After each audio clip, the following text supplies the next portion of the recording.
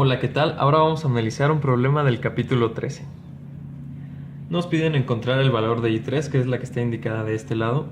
Y bueno, para ello vamos a usar el método de mallas. Primero, vamos a usar la malla de este lado.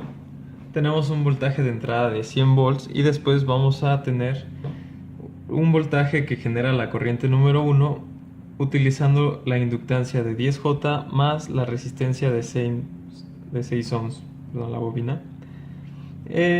Ok, tenemos este voltaje y este voltaje. Después tenemos el voltaje que nos genera la corriente que va en sentido contrario en la resistencia de 6 y el voltaje que nos genera la corriente I2 en la bobina de 10J. Sin embargo, eso no es todo lo que tenemos. Como podemos ver, aquí hay una inductancia mutua de 6J, entonces también debemos ponerla. Esta corriente I2 entra por el punto, por lo tanto genera un voltaje de esta manera en la bobina que está en la malla 1, por lo tanto es un voltaje positivo. Así que vamos a poner el valor de nuestra inductancia mutua y lo multiplicamos por I2.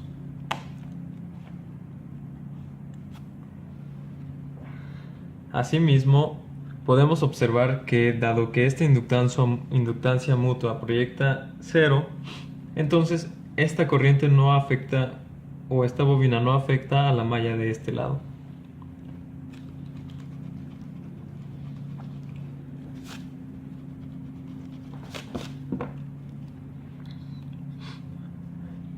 Muy bien, ahora pasamos a la segunda malla, que consideraremos esta. Tenemos la resistencia de 4 ohmios, la bobina de 8J, la bobina de 12J y la bobina de 10J. Entonces las metemos todas estas aquí con la corriente I2. Después tenemos la corriente opuesta que viene en sentido contrario, que pasa por 10J y la que pasa por 12J. Una sería de I1 y la otra sería con la corriente número 3.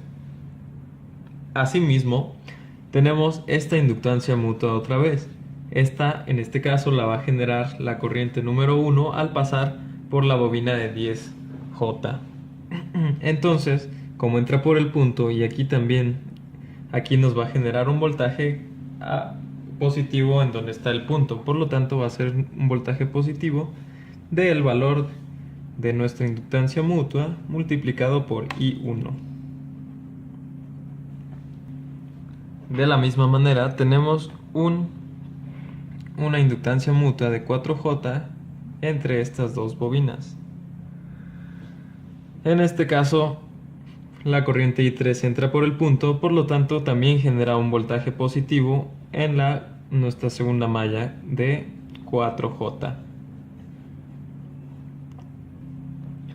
Finalmente tenemos nuestra tercera malla. Tenemos que 0, porque no hay ninguna fuente, es igual a la suma de nuestros tres elementos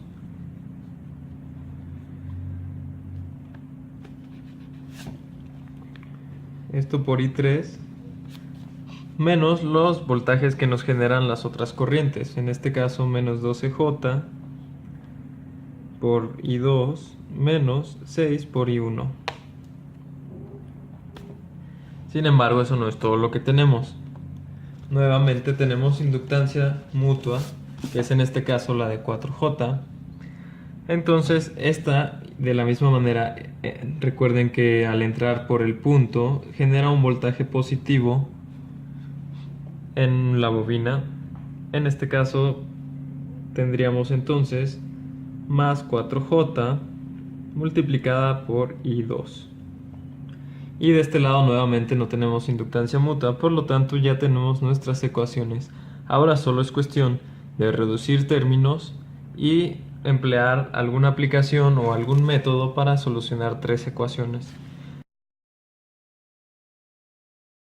Finalmente podemos encontrar que el resultado de la corriente I3 es de 4.32 con un fasor de menos 54.3 amperios.